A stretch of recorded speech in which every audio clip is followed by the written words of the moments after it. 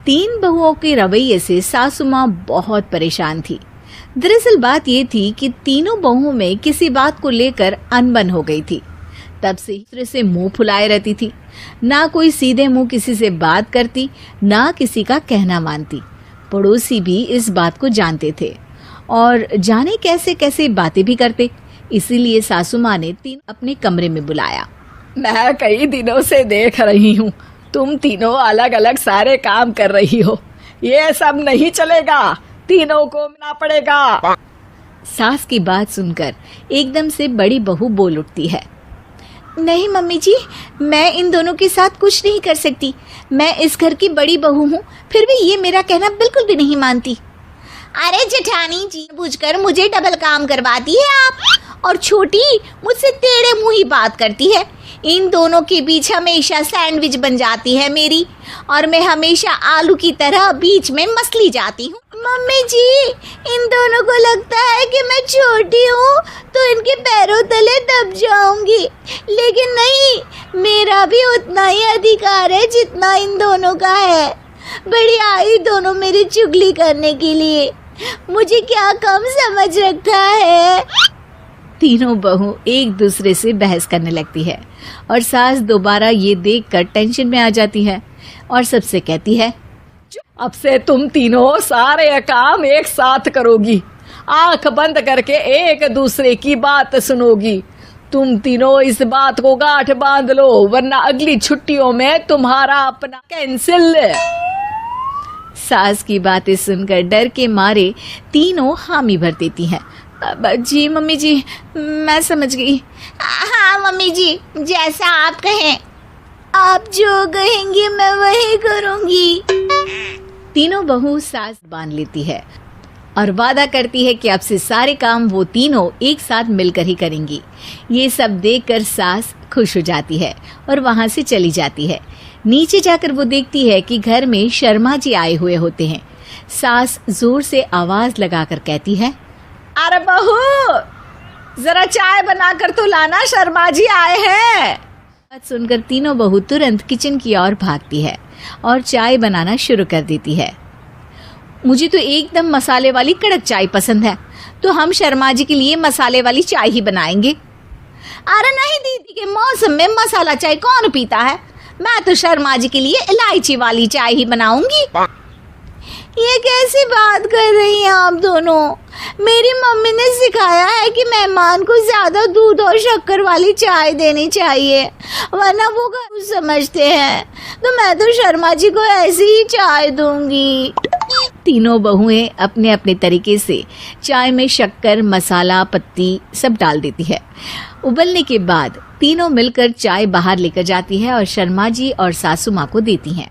के बाद शर्मा जी सासू माँ को देखकर शर्मा जाते हैं और शर्मिंदा महसूस करते हैं कि आखिर उन्होंने चाय पीने के लिए हामी क्यों भरी। सासू माँ भी चाय पीना शुरू करती है और कहती हैं, अरे बहू, ये कैसी चाय बनाई है? चाय है या मीठे दूध की बासुंदी? अच्छी नहीं लगी क्या? कोई बात नहीं, हम पराठा बनाकर लाते हैं। चलो चलो अंदर। हाँ हाँ चलो। हाँ आती हूँ मैं भी। नहीं नहीं, मेरा पेट चाय ने ही चौपट कर दिया, वही काफी है। पराठे से पोपट नहीं करवाना, मैं तो चलता हूँ। माँ जी चुपचाप पतली गली से निकल जाते हैं। अगले दिन सास बहुओं से कहती है, अरे बहू, जाओ जाके ऊपर के गेस्ट हाउस की सफाई कर दो। कल हमारे यहाँ मेरे दूर के रिश्तेदार आने वाले हैं, तो पूरे कमरे को चमका देना, समझी? तीनों बहू सास की बात को मानकर ऊपर सफाई करने चली जाती हैं और तीनों कमरे की सफाई चालू कर देती है। मकड़ी के जाले साफ करती है तो बीच वाली झाड़ू लगाना और छोटी वाली सर्फ डालकर जमीन धोना शुरू कर देती है। अरे दीदी, जेठानी जी, अभी मैंने पूरी फर्श धोई और आप फिर से धूल नीचे गिरा रही हैं, और मछली जेठानी जी, झाड़ू की धूल यहाँ छटक रही है। अरे तीनों को साफ करना है, एक साथ सफाई करते हैं ना।